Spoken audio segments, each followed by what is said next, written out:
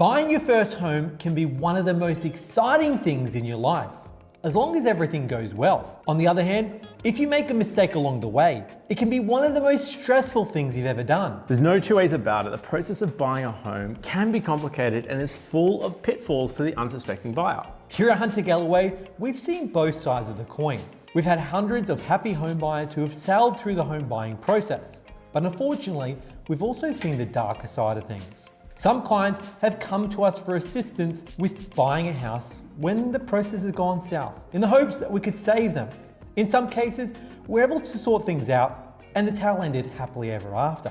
In other cases, I'm sad to say we weren't able to help because things had gone too far and left a little too late for us to help. We want your home buying experience to be the best possible, which is why we're going to take you through this video and look at the 20 things first home buyers need to know. Arm yourself with these tips and you'll be well prepared to tackle the home buying process. And before we start this video, if you find it helpful in any way, do me a little favor and hit that like button below or leave a comment for the YouTube algorithm. Just a little gesture like that can make a huge difference to the channel. And if you haven't already, please hit that subscribe button below.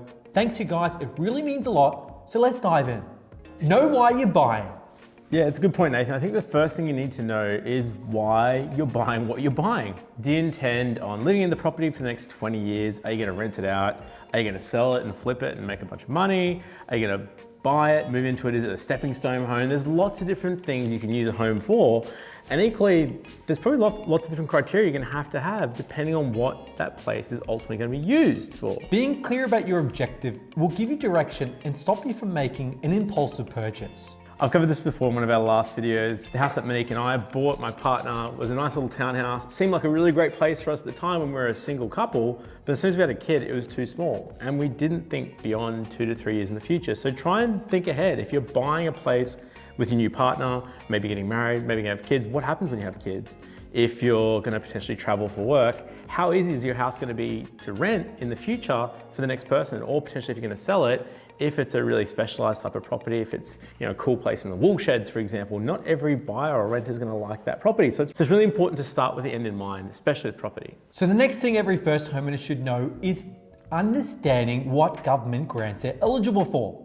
Effectively, you want to find out if you're eligible for any government grants. As a first homeowner, you might be eligible for things like the First Homeowners Grant, First Home Loan Deposit Scheme, Family Home Guarantee, Stamp Duty Concessions, or the First Home Buyers Super Saver Scheme. Yeah, this is definitely an interesting point because a couple of years back, there was a big trend towards rent vesting, which is where you potentially stay living at home, or you might rent and buy a property as an investment. But fast forward to today when interest rates are at record lows at around 2% at the moment, and you've got incentives like stamp duty concessions on existing properties, or you're getting $15,000 or potentially buying a place with lower deposit, rent vesting isn't as appealing for a lot of first home buyers because you might save $10,000, $15,000 just on stamp duty alone. So it's definitely worth trying to school yourself up on some of these schemes. A question we do get asked a lot is the First Homeowners Grant and if it can be used towards your deposit. The answer is yes, but you still need to have extra savings. So if you're building a house or buying a brand new property that hasn't been lived in before, broadly you still need 10% savings. So even though you might get the $15,000, you might be buying a place for $500,000 for example, you still need to have the rest of the deposit, around 50 grand in savings in total. So Jaden, let's have a look at a few of the schemes that are available in a bit more detail. You've got the First Home Loan Deposit Scheme that allows you to buy a property with as little as 5% deposit without the need of paying lenders' mortgage insurance. Now this saves you thousands of dollars. Likewise, if you're a single parent, the Family Home Guarantee lets you buy a home with as little as 2% deposit, and that doesn't matter if you've owned a property before. Like Jaden said earlier, stamp duty concessions can save thousands of dollars. Probably the most important scheme that's available if you're not looking at buying a property in the short term is the First Home Super Saver Scheme. It allows you to save money for your first home within your super fund. You can save a bunch on tax, and then when you're ready, you can withdraw the funds towards your deposit. It can help you cut a few years off your savings targets. If you're looking for more info on these schemes, we've got a bunch of videos. Check out our channel or also our website. We'll include some links below. Next is to determine your initial budget. Don't fall into the trap of looking into a home without setting yourself up with initial budget. You'll end up wasting your time looking at properties that you really can't afford, so save yourself time and disappointment by setting up a budget first. Yeah, there's two things you're gonna need to take into account to set this budget. The first is your maximum borrowing capacity, and the second is your deposit as well. Your maximum borrowing capacity is the maximum amount a bank's gonna lend you based on your income, expenses, and deposit. Realistically, this should be the maximum price that you're willing to pay for a property. Any higher and you'll risk being declined by the bank. The other interesting thing we're finding a lot at the moment is that banks are generally willing to lend you a lot more than probably what you're comfortable with. So I think work backwards. Although the rates are low now, they won't be forever. So maybe work off a 3 to 4% interest rate to make sure you're gonna be comfortable with that weekly repayment as rates rise over the next few years. In general, in Australia, mortgages are done over a 30-year loan term. So you need to be able to make sure you're comfortable making those monthly repayments for a fairly long time. If your monthly repayments are gonna put you on the 2-minute noodle lifestyle, then you're gonna need to aim your sights maybe a little bit lower. There's no point in living in a nice house if you can't afford to enjoy living there. We recommend setting up an initial budget below your maximum borrowing capacity, with a monthly repayment that won't cripple your financials. Your initial budget should give you a bit of wiggle room to spend and a bit if the right property comes up. The next thing to determine is your walkaway price. This is the absolute maximum you're willing to spend on a property. Basically, if the property costs more than your walkaway price, then you simply walk away and move on to the next property. It's important to set yourself a hard limit on your budget so you don't risk overextending yourself. Budget for hidden costs. You might think buying a house for $500,000 will cost you $500,000, but there are many small costs which will add up to another $10,000 to $12,000 on top of your purchase price. These costs include borrowing fees, government fees, legal costs, and insurances. Yeah, so just make sure you're aware of any of these costs so you don't get any nasty surprises later on. We cover this a lot more in our video on the hidden costs of buying a home, so check out the link below. Know the different types of loans available. So different lenders offer different interest rates, and some loans come with additional features, like being able to make extra payments, maybe to get a bonus, redraw the funds so you can take them back out, or an offset account so you can save on your interest costs. The right loans are really gonna come down to your individual situation, your goals, are you gonna be able to make big chunks off your home loan in the next couple of years? Do you just wanna make minimum repayments because you might be expecting a child? There's no point in getting loans with all the bells and whistles if you don't need them, because the more loans with more features will generally cost you more money. On the other hand, choosing a basic loan could end up costing you more money in the long run if you need those extra features, if you want redraw, maybe you want some stability repayments. So you definitely could do this research yourself, but with literally hundreds of loan types and 40 plus lenders, it's a lot of work. Save yourself the hassle and work with a mortgage broker instead. As a mortgage broker, our job is literally to find the best loan at the best rate that suits your financial goals. Know your credit report. Knowing your credit report is 100% essential. Banks and lenders will use your credit report to see whether or not you're trustworthy enough to get a loan. It's particularly hard these days because any defaults or any other signs of bad credit can risk having a loan declined. Now, there are some lenders that will work with bad credit, but generally it needs to be for a small amount, under $500, and it has to be for a phone bill or electricity company. If it's a credit card, a lot of banks just have a blanket no. The other thing that's become harder in the last year or two is that your credit file now shows the last 2 years of your payment history on any credit cards, personal loans, car loans, or mortgages.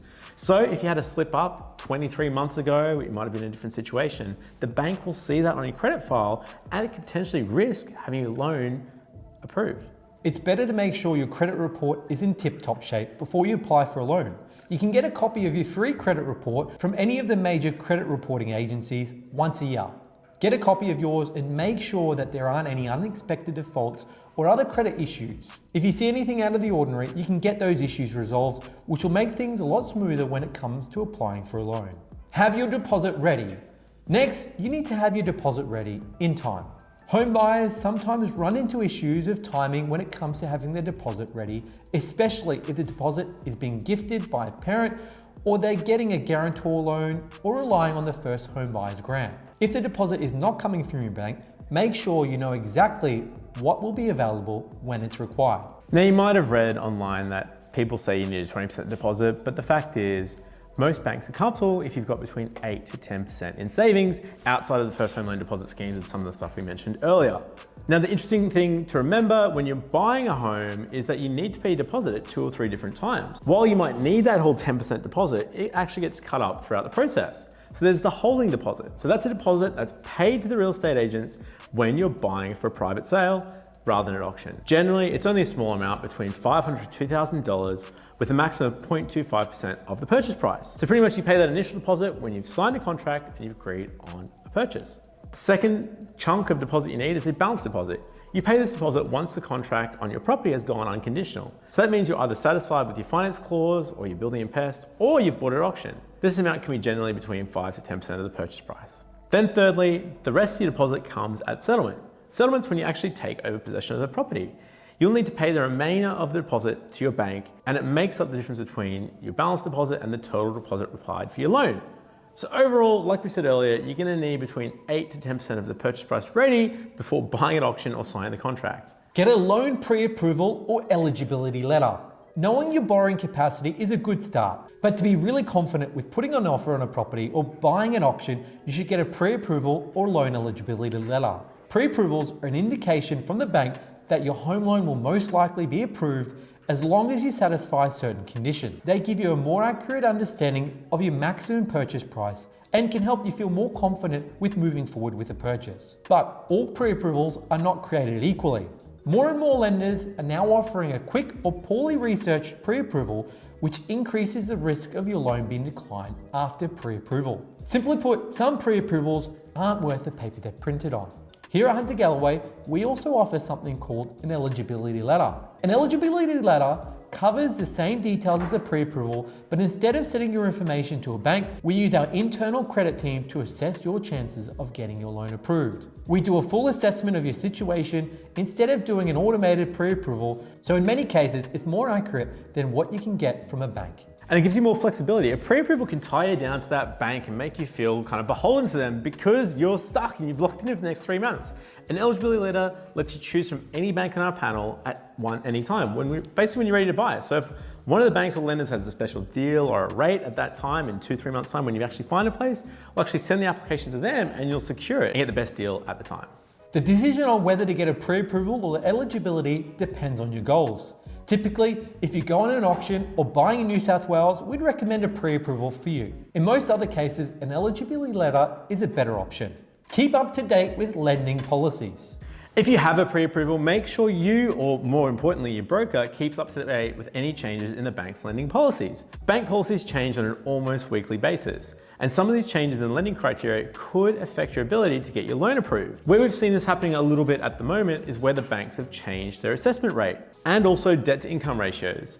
So you might have been pre-approved 6 months ago for a maximum loan of $600,000, but it could have been reduced a little bit as the banks are changing and reassessing some of their assessment ratios. So definitely check in with your broker because you don't want to go buy a place based on the numbers they did 6 months ago and it's completely changed. It's also the same case if your income or circumstances change, your eligibility for the loan could change as well. You don't need to check these things religiously, but I would recommend doing a quick check if you're about to put an offer on or go to an auction. If you have a pre-approval directly from the bank, reach out to them to make sure you're still eligible. And equally, if you have a pre-approval with a broker, then ask them to do a quick check to make sure there's no issues before you pull the trigger on your dream home. Know your upfront and ongoing costs. Buying a house has upfront and ongoing costs. It's important to know the distinct differences between the two in order to have a comprehensive budget. We've covered upfront costs in earlier videos. Things like loan application fees, legal fees, government fees, building and pest inspections, and moving costs. But don't forget, there are ongoing costs associated with owning a home. These can be weekly, monthly, or yearly expenses. Example of ongoing costs are loan repayments, interest payments, council fees, and strata fees if you own a unit. Yeah, you might also need to consider maintenance costs. These can be around 1% of the property price each year, which brings us to the next point. Decide if you want to buy a unit or a detached house and know the pros and cons of each. Units tend to generally be cheaper than detached houses, but you have more flexibility with a detached house. You can renovate, remodel, or even knock down the whole thing down and rebuild a new home. With a unit, the most you can remold is the interior. Units tend to be less maintenance than detached houses, but keep in mind, you have to pay strata fees for the unit. Research your property thoroughly. Finding a property you like is just the first step. Next, you want to research the property thoroughly so you know what you're buying. You want to make sure the property will be suitable for your needs and it doesn't have any major issues. And it goes well beyond location, location, location. There are heaps of other factors to consider. Just because a house is in an ideal suburb doesn't mean it's necessarily the right house for you. Does the size of the property meet your needs for now and the future? Does it have enough bedrooms? Is it in a good school catchment area? Does it have easy access to public transport and local facilities? How long is it going to take you to get to work from there? There's a lot more to property research than we can cover in this brief section, but if you want to learn how to research a property, you can download some of the worksheets from our website. I'll include a link in the description below. Know the market. The property market moves in cycles, sometimes suiting buyers, sometimes suiting sellers. Paying attention to the market will help in your negotiation strategy. In a hot market, you need to be super aggressive. In a slow market, you can take your time and test the waters. At the moment, the property market is very much in favor of sellers. Property prices are at the highest they've ever been, and the demand is outstripping the supply by a wide margin. But property markets are not the same Australia-wide, statewide, or even citywide. Individual suburbs will have their own ebbs and flows, so you should do some research to check the state of the market in the areas of properties that you're looking at. This will help you decide on how much you offer on the property. These days, real estate agents are leaving it up to the market to decide on the price of the property. They're doing this in hopes someone will overpay. So before you make an offer on a property, look at the sales of similar properties to get an idea, an estimate of how much the property you're interested might be worth. Keep emotions in check. Buying a house can be a very emotional experience. Knowing this is going to keep your emotions in check when selecting a property. If you become too emotionally attached, it can be dangerous. You might end up overpaying. In a hot property market, properties can disappear fast and it can be frustrating to miss out on property after property. But don't be tempted to buy out of fear or desperation. You already know buying a property is very expensive, and the last thing you want to do is make a mistake because you allowed your emotions to take over. This is where you want to go back to that earlier point and remember what your long-term goals are. Know who the real estate agent is working for. Real estates are generally good people, but remember that they're working for the seller and not for you. Know which information to share with the agent and which information to keep to yourself. For example, a real estate agent doesn't need to know how much you've been pre-approved for. On the other hand, a real estate agent can provide valuable information like why the vendor is selling the property and how long it's been on the market for. So what's preventing you from qualifying for a home loan? Here at Hunter Galloway, we get home loans approved. So if you're living in Australia and looking for a mortgage broker, we can help. Visit us online at huntergalloway.com.au or call us on 1300 088 065 and we'll see you next time.